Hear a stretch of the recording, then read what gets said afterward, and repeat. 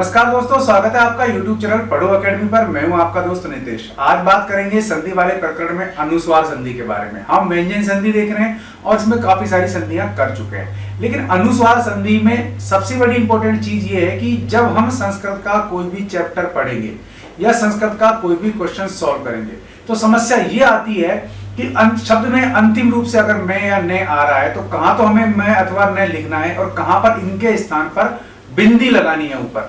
ये अगर गड़बड़ हो जाती तो हमारे नंबर कट जाते हैं और एग्जाम में हम सोचते हैं कि हम तो सही करके आए, गलत कैसे हो गया। तो इस चीज के भी नंबर होते हैं, इसलिए ये संधि अनुस्वार संधि आपको देखना आवश्यक है। और इस संधि के बाद आपको ये चीज समझ में आ जाएगी कि बिंदी कहाँ लगती है और कहाँ पूरा मैं या ने आता है या कहाँ हलंत मैं और ने आता है। चलिए वीडियो को शुरू करते हैं। अगली संधि है या आज की संधि है अनुस्वार संधि। अनुस्वार संधि, तो अनुस्वार का मतलब आप सबको पता है कि नहीं, ये मुझे एक बार जान लेने दो। अनुस्वार का मतलब होता है बिंदी, जो हम बिंदी लगाते हैं ऊपर, उसको हम कहते हैं अनुस्वार। तो ये किसी भी वर्ण का कोई सा भी अक्षर नहीं होता, किसी भी वर्ग में नहीं आएगा, लेकिन ये जब चेंज होता है तो पंचम अक्षर की जगह ही चेंज होता है। सूत्र है इसका, आप यहां देख रहे हैं, मो अनुस्वार है। तो ये आवग्र चिन्ह है तो मो अनुस्वार है, इसका सूत्र है।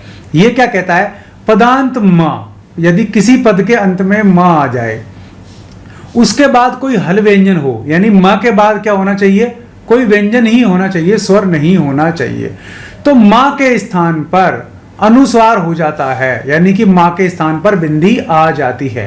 इतनी सी बात है इसमें। यहां पर व्यंजन ही होना जरूरी है, अगर स्वर हुआ तो ये संधि आपकी काम नहीं करेगी। जैसे हरिम वंदे। अब हमारा सूत्र क्या कह रहा है कि अगर मान लीजिए मां के बाद कोई व्यंजन आ जाता है, वह में वह व्यंजन है, तो मां को अनुस्वार हो जाएगा, रूप बन जाएगा हरिम वंदे। कमचित, ये भी ऐसे बनेगा कंचित है। सत्यम वदय, मां के बाद वो आपके व्यंजन आ रहा है तो रूप बन जाएगा सत्यम वदय। धर्मम चरय, मां के बाद आपका व्यंजन आ रहा है तो रूप बनेगा धर्मम चरय। ये चार उदाहरण आपको क्लियर हो गए। पढ़ो अकेडमी यूट्यूब चैनल सब्सक्राइब नहीं किया है तो अभी कर लो। अब ये दो उदाहरण देखो, वहां सूत्र क्या कह रहा था, सूत्र कह रहा था कि मां के बाद व्यंजन हो, यानी मां के बाद व्यंजन हो तो अनुस्वार होगा, लेकिन यहां तो हमारा ना है, न के बाद आपके व्यंजन है, कोई डाउट नहीं है इसमें, लेकिन ये अलग सूत्र से बनेंगे। मन प्लस सहते रूप बनेगा मन सहते, तो अनुस्वार तो यहां भी हो रहा है। श्रेयान प्लस सी रूप बनेगा श्रेयांसी। अब कोई श्रेयांसी ये वीडियो देख रही है तो समझ ले कि उनके नाम का संधि विच्छेद और संधि कैसे होती है। एक सूत्र है नश्चय पदांतस्य झली। ये कह रहा है कि पद के बीच में न अथवा मैं, पद के बीच में ना अथवा मैं, ऊपर वाला सूत्र तो केवल मैं बताता था और ये ना भी बता रहा है, तो कह रहा है कि पद के बीच में कहीं न अथवा मैं आ जाए तो उनका अनुस्वार करना है। अगर झल परे हो तो, झल मतलब पहला दूसरा तीसरा चौथा और ऊष्म वर्ण। तो देखो ये यहां पर ऊष्म वर्ण है स, है ना या मैं कोई सा भी हो, अगर यहां झल आ जाए पहला दूसरा तीसरा चौथा और स स श ह, तो यहां पर ना और मां दोनों को ही अनुस्वार हो जाएगा। तो ना को अनुस्वार कर देंगे हम श्रेयांसी और मन को अनुस्वार कर देंगे मन सेते। अब कोई डाउट है तो पूछो, कोई दिक्कत आनी नहीं चाहिए। चलो अब अनुस्वार के अपवाद, भाई ये बड़ा इंपॉर्टेंट है। अगर आप अपवाद नहीं पढ़ोगे तो मामला गड़बड़ लगेगा आपको, क्या कि संधि कोई और है, लेकिन वहां होगी संधि अनुस्वार ही संधि। कौन सी होगी, अनुस्वार ही। लेकिन इस अनुस्वार संधि में थोड़ा सा आपको ध्यान रखना पड़ेगा क्लियर की अनुस्वार संधि का ही अपवाद है अथवा नहीं है। देखो ये सूत्र है मो राजी समह क्वौ। सूत्र क्या है, मो राजी समह क्वौ। सूत्र क्या कह रहा है, सम उपसर्ग के मां के बाद, देखो ये उपसर्ग है हमारा सम, अब इसमें भी मां है ना, तो ये कह रहा है इस मैं के बाद, यानी कि सम उपसर्ग के मैं के बाद यदि क्विप प्रत्यय आ जाए, क्विप प्रत्यय आ जाए तो क्विप, आप ध्यान रख लो केवल क्विप प्रत्यय, प्रत्यय जब पढ़ाएंगे तो आपको बताएंगे क्विप प्रत्यय क्या होता है। क्विप प्रत्यय युक्त राज धातु आ जाए, यानी कि राज धातु हो, है ना, और उसमें क्या हो, क्विप प्रत्यय लगा हो, ये कहना है इसको। अगर ऐसा कुछ हो तो मैं के स्थान पर अनुस्वार नहीं होता, यहां अनुस्वार नहीं होगा। ठीक है। मोराजी समय को शब्द कहता है कि सम उपसर्ग के मां के पश्चात यदि क्विप प्रत्ययुक्त राज धातु आ जाए तो अनुस्वार नहीं होगा माँ को, जैसे सम प्लस राट। तो यहां सम उपसर्ग तो है, उसका माँ भी है और इसके बाद राट है, तो ये क्या हो गया कि ये क्विप प्रत्यय युक्त आपके राज धातु है, तभी इसका राट बना है राज का, इसलिए रूप बनेगा सम्राट। तो देखो यहां रे, एक बार गौर करो, ये आ रहा है सम्राट। एक रे ऐसा आ रहा था आपके ब्रह्म है ना, ऋषि ऊपर वाला रे, ठीक है ना, देवर्षि। अगर ऊपर रे दिख रहा है तो मैंने आपको बताया था गुण हो जाती है, लेकिन नीचे रे अगर होता है तो आप ध्यान रखना ये क्या है, अनुस्वार का आपके अपवाद है। क्या है, अपवाद। 3 रूप याद कर लो, सम्राट, सम्राजौ, सम्राज है, क्लियर है। और प्रथमा एक वचन का है, ये प्रथमा द्विवचन का है, ये प्रथमा बहुवचन का है, तीनों याद रख लो। सम उपसर्ग पूर्वक राज धातु है क्विप प्रत्यय वाली, क्लियर है। तीनों में सम उपसर्ग है, तो सम में माह, तो मैं को अनुस्वार नहीं होगा, क्यों, क्योंकि यहां राज धातु है क्विप प्रत्यय वाली, क्लियर है। अगर ये प्रथमा एक वचन में राट बनेगा, प्रथमा द्विवचन में राजव बनेगा, प्रथमा बहुवचन में राजह बनेगा, तो रूप बनेंगे सम्राट, सम्राजव, सम्राज है। तो ये तीनों उदाहरण रट लेना, समझने की ज्यादा आपको चेष्टा नहीं करनी, क्योंकि एग्जाम में आपके इंपॉर्टेंट है। तो फटाफट पढ़ो अकेडमी यूट्यूब चैनल को सब्सक्राइब करो अगर नहीं किया है तो, और बेल आइकन दबा लो। वीडियो लाइक किस किसने नहीं किया जल्दी से कर दो एक बार। फिर आगे चलते हैं, अगला सूत्र है हे मैं परे वा। सूत्र क्या है हमारा, हे मैं परे वा, ये सूत्र है हमारा जो मैंने लिख रखा है रेड पेन से यहां पर। ये सूत्र क्या कहता है, पदांत मैं के बाद, देखो मैं तो सब में ही पदांत है, नश्य पदांत जली में, मैं बीच में भी है ना, न और मैं अनुस्वार हो जाता है पद के बीच में, और अक्सर ये म सबसे अंत में आ रहा है। पद के अंत में यदि मैं है और उसके बाद है पूर्वक मैं मिलता है, यानी कि 2 मैं मिलेंगे आपको।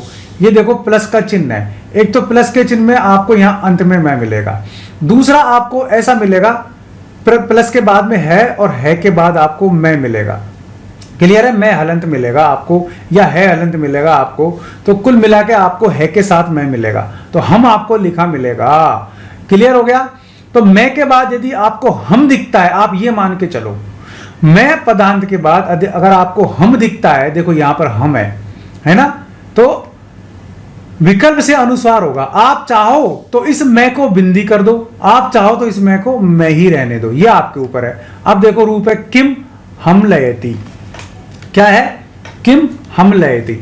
अब ये शर्त हमारी क्या थी, ये आपको पता है ना, देखो ये हमारी शर्त ये थी, हम यहां लिख देते हैं किम प्लस है मैं लयति, किम हम लयति, क्लियर है। ये हा हलंत है, ये कह रहा है कि पदांत में इसके बाद है के साथ मैं मिले, यानी कि हम मिल जाए आपको, तो इस वे को आप विकल्प से अनुस्वार करोगे। अगर आप इसको विकल्प से अनुस्वार करोगे तो रूप आपका बन जाएगा किम हम लयति। ये तो आपके हो गए अनुस्वार संधि। कौन सी हो गई, अनुस्वार संधि। अगर आप इसको नहीं करते हो तो आपका रूप ऐसे का ऐसे ही रह जाएगा, बस प्लस का चिन्ह आपको हटा देना है, किम हम लयति, ठीक है। तो ये आपके दोनों रूप सही हैं और दोनों में ही अनुस्वार संधि है। मैं आपको पहली बात बता देता हूं, इसलिए कंफ्यूज मत होना कहीं भी, संधि कौन सी, अनुस्वार। ये आपके विकल्प रहित है, ये आपके विकल्प से है, क्लियर हो गया। अब देखो एक सूत्र है न परे न, न परे न, पदांत मैं के बाद है के साथ न आ जाए। देखो मैं के बाद यदि आपने हम देखा, अब यहां आपको मैं के बाद क्या देखना है, हन आपको मिल जाए।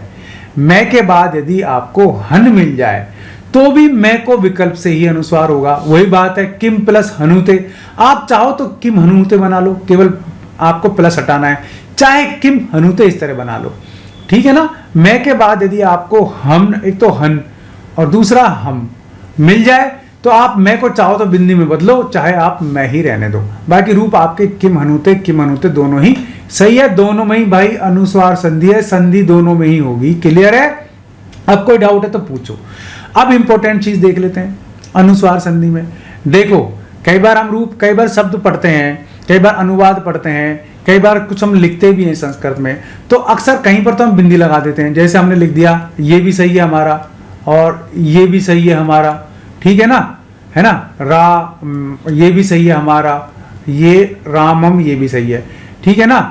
प्रथमम प्रथ है मैं प्रथमम भी सही है हमारा, प्रथ है मैं मम प्रथमम भी सही है। अब बात ये आ रही है कहाँ तो बिंदी लगाते हैं और कहाँ पूरा मैं लगेगा। तो देखो सीधी सी बात है, ये इस संधि से आप सीख सकते हो कि यदि मां के बाद आपके पास कोई स्वर है तो आपको म पूरा लिखना पड़ेगा, है ना, उसका अनुस्वार नहीं होगा। और यदि मैं के बाद कोई व्यंजन है, मैं प्लस स्वर, तो क्या होगा, मैं ही आप लिखेंगे। और यदि मैं प्लस व्यंजन आएगा तो मैं की जगह आपको बिंदी लिखनी पड़ेगी। क्लियर है? तो आप समझ में आ गया बिंदी कहां लगेगी और मां कहां लगेगा। इसी प्रकार ना में है, ना भी आपके अनुस्वार में बदल जाता है। 3 चीजें, सम्राट, सम्राजऊ, सम्राजय, मैंने आपको बताया था, ठीक है। याद नहीं है तो यहां से देख लो, सम्राट, सम्राजऊ, सम्राजय, तीनों उदाहरण, और एक ये हमलेती और किम हनुते, ये 5 उदाहरण है आपके भाई, 5 रट लेना। ये अनुस्वार संधि के हैं। किसके? अनुस्वार के। अब कुछ भाई ऊपर बिंदी देखेंगे उसी को अनुस्वार मानेंगे, लेकिन मान लीजिए आपके पास ये आप ऐसे लिख देता है, ये है ना, किम हमलेती, तो इसमें कौन सी संधि है? तो भाई इसमें भी आपके अनुस्वार ही होगी, इसलिए घबराना मत। अनुस्वार का या तो पूछेगा कौन सी संधि है, केवल ऑप्शन देगा अनुस्वार, ये ऑप्शन दे देगा कौन सी संधि है, ऑप्शन में दे देगा आपको अनुस्वार का अपवाद। तो अगर अब अनुस्वार ही हो तो अनुस्वार करके आना है, अनुस्वार का अपवाद लिखा हो तो अनुस्वार का अपवाद लिख के आना है, दोनों लिखे हो तो फिर आपको अनुस्वार का अपवाद ही लिख के आना है। इस तरीके से आपको क्वेश्चन में कंफ्यूज नहीं होना है। अब एक इंपॉर्टेंट चीज, अनुस्वार संधि का मतलब क्या है? मैं और न, इनको बिंदी में बदलना है। कुल मिला के इतनी सी कहानी है, पर कहीं कहीं ऐसा नहीं भी होता है। तो जहां नहीं होता है वही चीज इंपॉर्टेंट और एग्जाम में पूछ लेता है। तो ये आपके अनुस्वार संधि हो गई। कोई डाउट है तो फटाफट कमेंट बॉक्स में पूछो, और नहीं है तो भाई पढ़ो अकेडमी यूट्यूब चैनल को सब्सक्राइब करो, बिना किसी टेंशन के, बिना किसी परेशानी के। वीडियो पसंद आया तो लाइक और शेयर जरूर कर दीजिएगा, चैनल पसंद आया सब्सक्राइब कर लीजिएगा, बेल आइकन दबा देंगे आप तो वीडियोस के नोटिफिकेशन आपको मिलते रहेंगे। आज के लिए इस वीडियो में बस इतना ही। ऐसे ही किसी यूजफुल वीडियो में फिर मिलूंगा, तब तक के लिए नमस्कार, जय हिंद, जय भारत।